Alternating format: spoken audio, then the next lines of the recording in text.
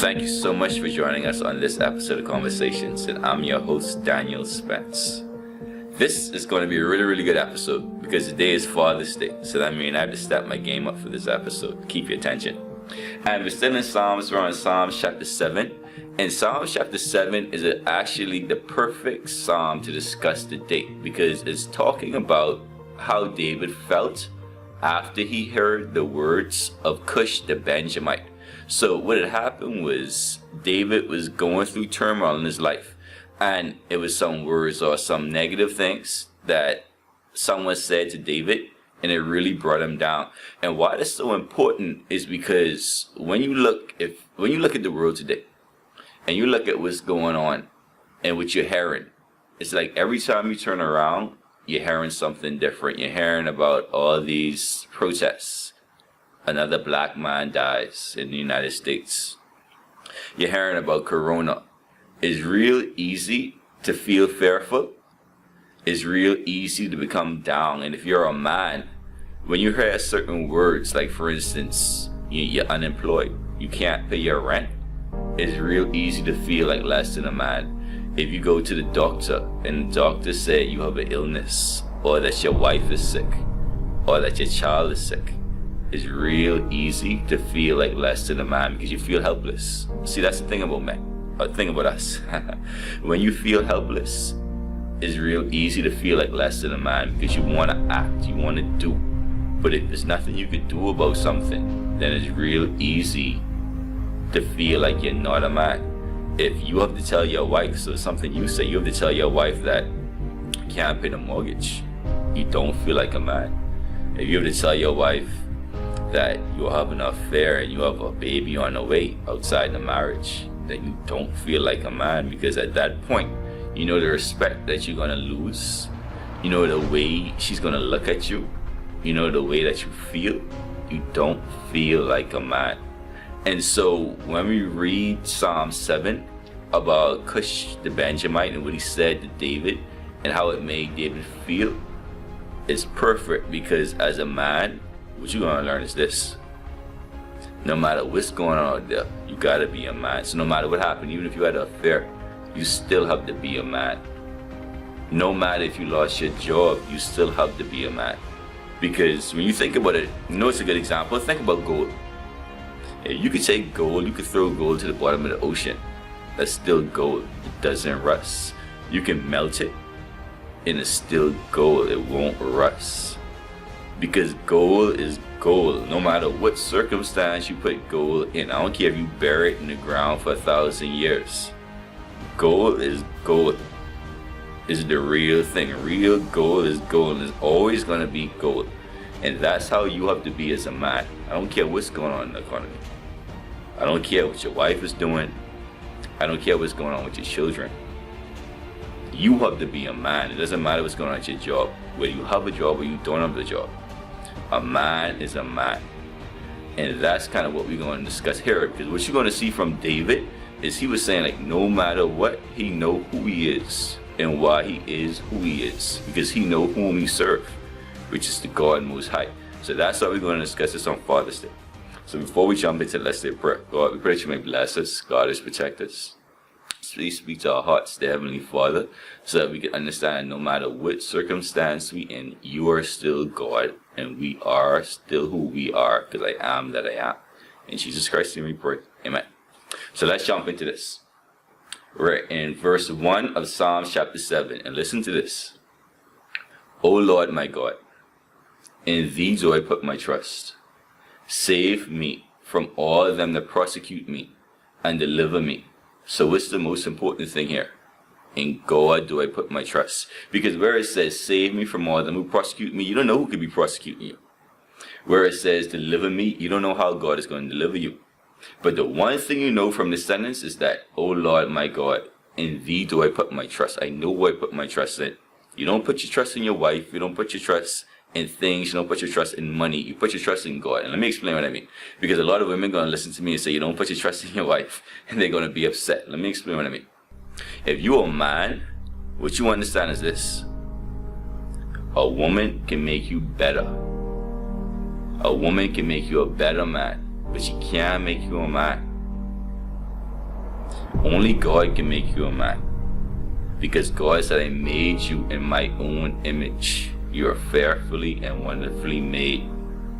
Woman came from man. But if you are a man, a woman can make you a man. That's why when you see, for instance, and this is something derogatory, but when you see in the homosexual community, they would say, all right, this person is a homosexual, a male homosexual.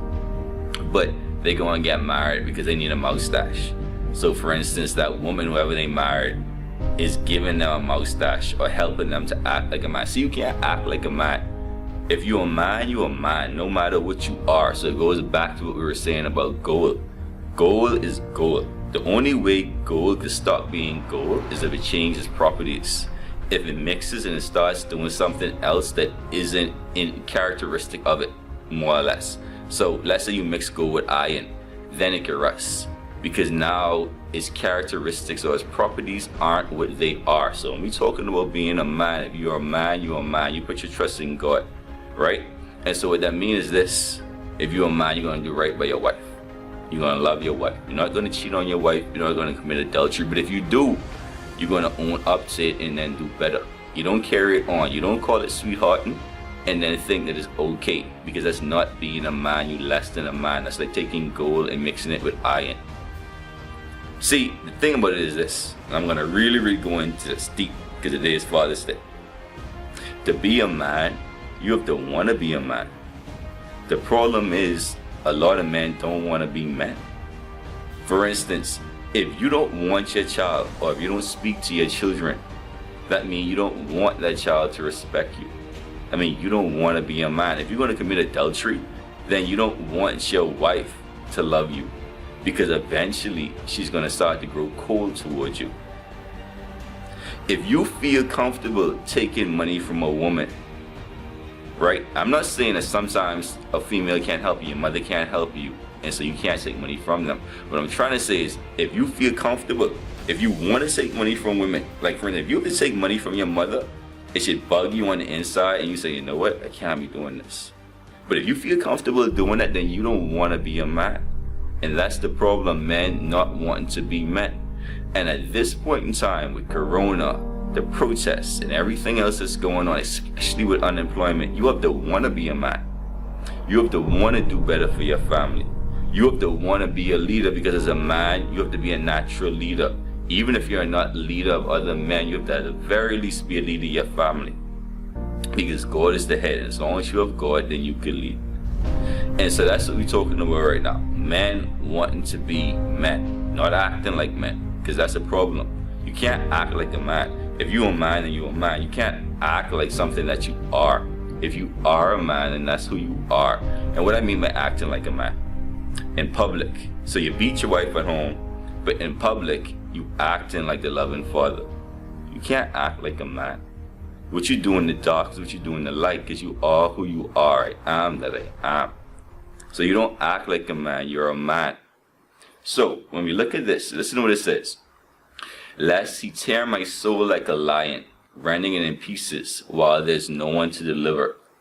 So David is saying, I put my trust in God. Because if I don't put my trust in God, then he, who is he? That's Satan, the great adversary, will tear my soul like a lion, rending it in pieces, because there's none to deliver. So what does none to deliver mean? Because that's the most important thing in that. None to deliver means this. If you don't put your trust in God, what's going to deliver you? When you hear about Corona, what's going to save you? Your money? When you hear about the prosecutions and men getting murdered, what's going to save you? And so what God is saying, or what David is saying in this passage, is that there'll be none to deliver. There's only one that delivers, and that's God. And that's what it means to be a man, to understand that once I have God, it doesn't matter what's happening, I'm going to still remain a man. I'm not going to change. I'm not going to become weak. I'm not going to surrender, because I am that I am. And I know who I trust in. And verse 3, O God, if I have done this, if there be iniquity in my hands, if I have rewarded evil unto them that was at peace with me, let the enemy prosecute my soul and take it. Let him trend down my life upon the earth, and let my honor into the dust. So what David is saying is this. If I have done wrong by them, if there's iniquity in my hands, so we're not perfect as men. So if I have committed adultery, if I haven't been there for my kids, if I haven't been a provider, then allow my honor to be put into the dust. So what does it mean by allow my honor to be put into the dust? And I read again, let my life be tread down upon the earth, and let my honor be put into the dust. So if you're doing wrong by your kids because you think it's fly, it's not my child, and I don't have time for children, I got other things to do, I'm trying to build a business, or I don't even know if the child is mine, or that's a trap baby, worse, right? So you don't want to be there for your kids. What David is saying is, if you have this iniquity on your hands, then that life that you have, that you think is so great, let it be trampled in the dirt, because you don't do it for your first name, you do it for your last name. The reason why you're on this earth, and the reason why you're giving your time, and you're giving your talents, and you're building your fortune, is so that you can make their life easier, not your life. You won't put on this earth for your life to be easier. You will put on this earth for your children's life to be easier, and then your children's life will be easier, and so on and so forth. And that's the meaning of a generational blessing. So when you read this, what David is saying is, if I've done this iniquity, if I've done wrong with my family, wrong with my children, wrong with my friends, so I haven't been a man, then let this lifestyle that I hold so dear be trampled in the earth. Let my honor be trampled in the dust, because there's no honor in that. If you don't know who your children are, then there's no honor in that. If you don't visit your children, if you don't care where they sleep at night, then there's no honor there. So what he's saying is, take this lifestyle away from me. And then to go on, arise, O Lord, in thine anger. Lift up yourself because of the rage of my enemies, and awake me to the judgment that thou hast commanded. So David goes even deeper. What he's saying is, in thine anger, Lord, lift up thyself for the rage of my enemies. So let me explain that. That's a little complicated. In the verse before that, what David is saying is, if I have a lifestyle where I think that my life is so good, or what I'm doing is so important that I can't look after my kids, then God, destroy that life. Remove that from me, because that's shameful. And then David goes on to say, in thine anger, Lord, remove my enemies. So who are these enemies? These enemies are those same demonic spirits that will allow you to think that you don't have to take care of that child because you don't know if it's yours. Or you don't have to take care of that child because you can't stand the mother. Let me explain something to you. As a man, on Father's Day, the greatest gift you could give a child is to love his mother. And let me explain what I mean. I didn't say marry his mother, because I don't know what the situation is. You could already be married. I didn't say be with his mother forever, because like I said, you could have just met the woman. You know that you don't have any feelings for her, but you end up having a baby. I'm saying the greatest gift that you could give a child is to love his mother.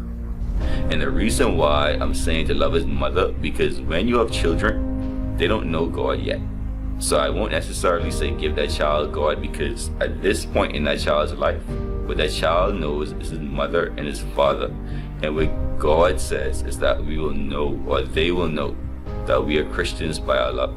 So if you could show that child that you love his mother, that's the easiest way to bringing them into Christianity, because you got to see that. Because see, you can't be telling that child to go to church, you can't be telling that child to pray, but in that same mouth, you telling that child how no good his mother is, or calling his mother names, or getting in arguments with his mother. What you have to do is love his mother. That's the greatest gift you can give a child.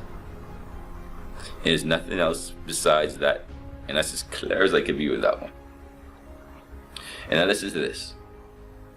So shall the congregation of the people compass thee about for their sakes, therefore thou on high. The Lord shall judge the people. Judge me, O Lord, according to my righteousness, and according to mine integrity that is within me. So, it goes back to the previous verses where David was saying, if it's dirt, or if I've done wrong by the innocent, if I've done wrong by these innocent children, then God forgive me. Trample my lifestyle in the dust and change me. And then in this verse, David goes on to say, and I'll read it again because it's the most important. according to mine integrity that is within me, judge me. So David is saying, only God could judge me. So you as a man, and I'm not convicting you. I'm not calling you out. You as a man know what you've been through. You could have been in jail, and you find hard to even look in your children's face because you don't have nothing to give them, and you feel like that means you don't have nothing to even say to them. You could have lost your job. You could be in a situation where you're arguing with your child's mother, so you just don't have nothing to do with that because of anger. You feel like if you're in the same place with her, it's going to be a court case.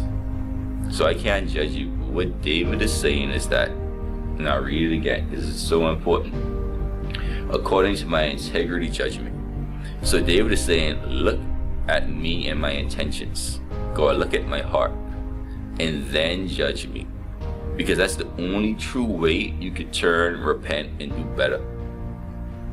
You have to go to God and say, you truly see I want to be there. I want to do right. I want to be a man. So it goes back to that. You have to want to be a man. There's too many men who don't want to be men. And I'm not talking about homosexuals or anything else like that, because we're not pointing fingers.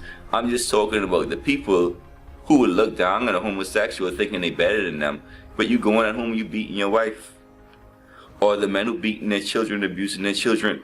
Or the men that's not there for their children. Or the men that's out there committing adultery or sweethearting. But yet you think you're better than somebody else. You're not better than anybody else. You're not better than homosexuals. You're not better. Listen to me.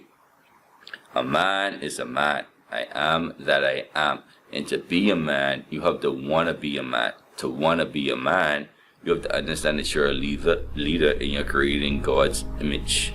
And nothing else can make you a man. Not money, not your wife. None but God. And the reason why only God can make you a man is because when you hit with corona, and you need to be a man, not act like a man, you need to be a man, then you need that wisdom of God. You need that strength from God. When you lose your job because of corona, you need God. Because see, you can't pretend. And that's the problem. If you're just acting like a man, when truly distress or strife hit, there's no room for pretending, there's no room for acting. You can't act. You can't act your way out of that situation. Either you are or you aren't. So if you've been taking money from people all your life, and you feel comfortable taking money from people all your life, if you have children, and when you tell your children you come in to see them and you don't show up, so that means you haven't been keeping your word all your life. You've been flaky, you've been wishy-washy, you haven't been real all your life. Then when a real situation hits you, the Dorians, the Coronas, the prosecutions, the job loss, then you can't act like a man, because there's no room for acting. It's something you gotta be. And so as we go on, in verse 9, let the wickedness of the wicked come to an end, but establish the just. For the righteous God trieth the hearts and reigns. So what God is saying is, even if you've been acting, even if you haven't been a man, you haven't been there for your children, you haven't been there for your family. Even if you prefer to take money from women than go out there and work for yourself. Even though you think you're a player, so you're sleeping around. Even though it may be children out there, you don't even know their names. But God is saying, and I'll read it for you again, and listen to this. God trieth the hearts. You can still have a good heart. You had disciples who committed murder and turned out to be some of the best disciples, some of the best followers of God. As long as you have breath in your body, you have opportunity. Turn, repent, and do better. And that's what it is to be a man. To be a man is to want to be a man. And the first thing you have to do is get your life right with God. Once you get your life right with God, everything else will fall in place, no matter how hard it is. In verse 11, God judgeth the righteous, and God is angry with the wicked every day. Who are the wicked? Demons. One thing as a man you can never do is feel that God doesn't love you. Because there's some men out there on this Father's Day, you may molest your children. As bad as that is. But what God is saying is that you still my child. And if I could still love you, you could still love them, and you could still do better. See, when you say the Our Father prayer, it has to mean something. You can't have children out there and you don't know how to eat in the night and then say the Our Father prayer. Because what you expect from God when you say the Our Father prayer is for God to be there for you. So, if you're not there for your own children, then how are you saying the Our Father prayer? It doesn't make sense. If you feel like because you don't have your job, you can't be the leader of your family, then how are you going to say the Our Father prayer? When God told you, with his money, you seek the things above. You lead your family spiritually.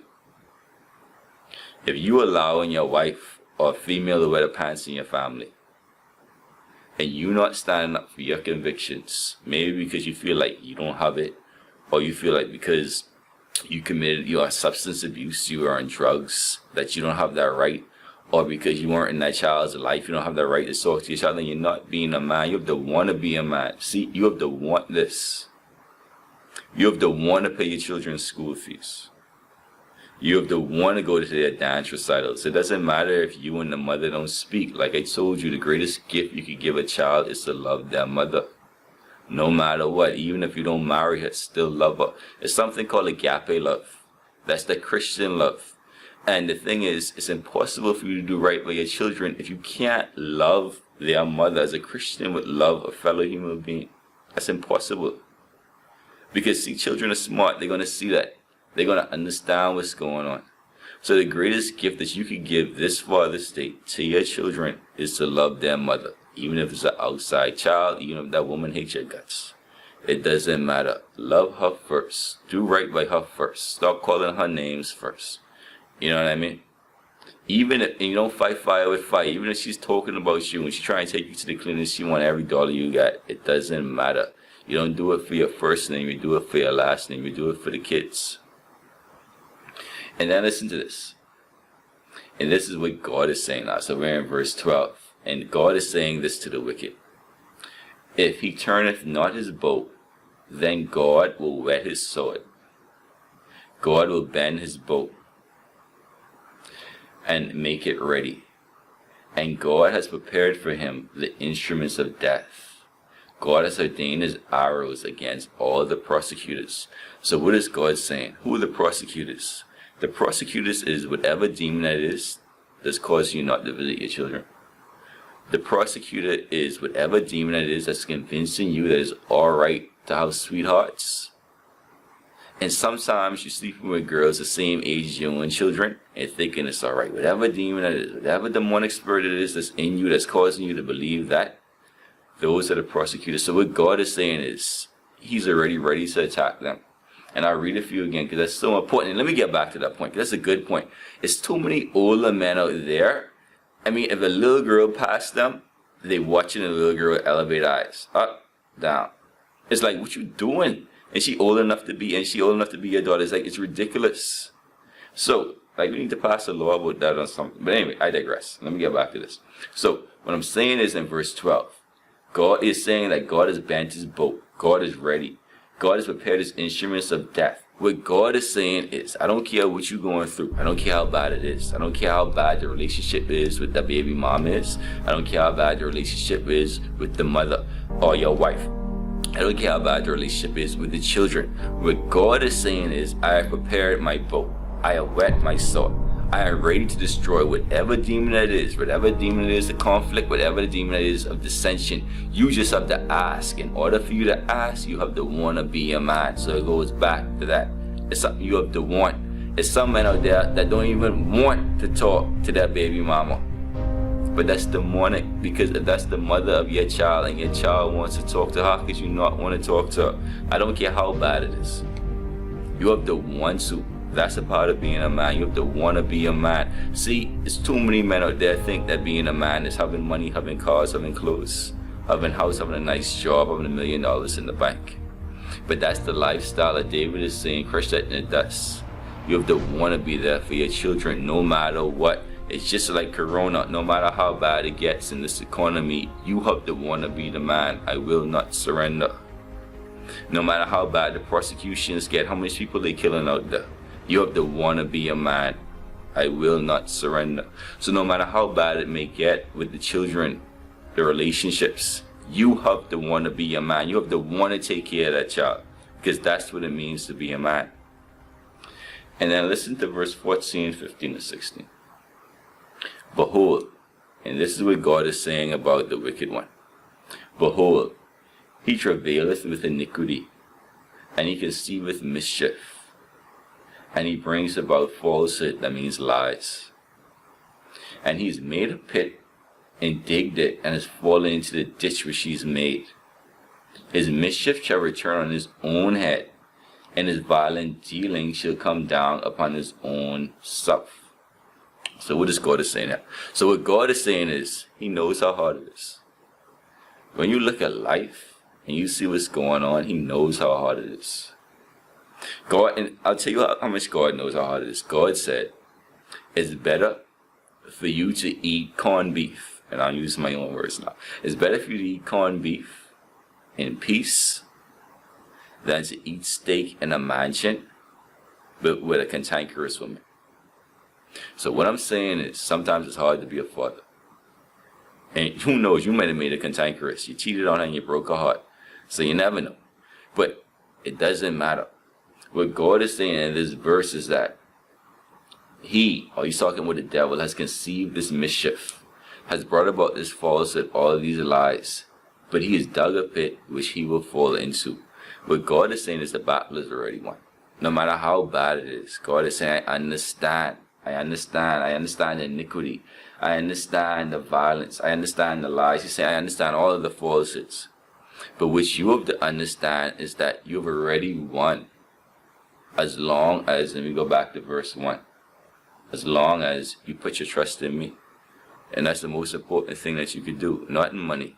Like David would say, not in horses, not in chariots, not in man. You put your trust in God, and definitely not in yourself. See, there's a lot of people out there who may not even believe in God, and they trust in themselves, and they say, you know what, I'm going to do it, as if they could do it by their own might. But when Corona hits you, how are you going to make yourself better? How are you going to will yourself to be better? That's impossible. When you're in the middle of a bankruptcy, job loss, or your child is on drugs, how are you going to will yourself to be better? How are you going to be a good father in those circumstances? And that's why you need God, because the reason why we read this passage, or the reason why this is a good passage, is what we understood was that Cush the Benjamite said some mean things to David, and it's his words that cut like a sword. Because when someone tells you, I don't have a job, or I don't have a job for you, or when you say, you know what, they're going to take the house, then you feel like less than a man.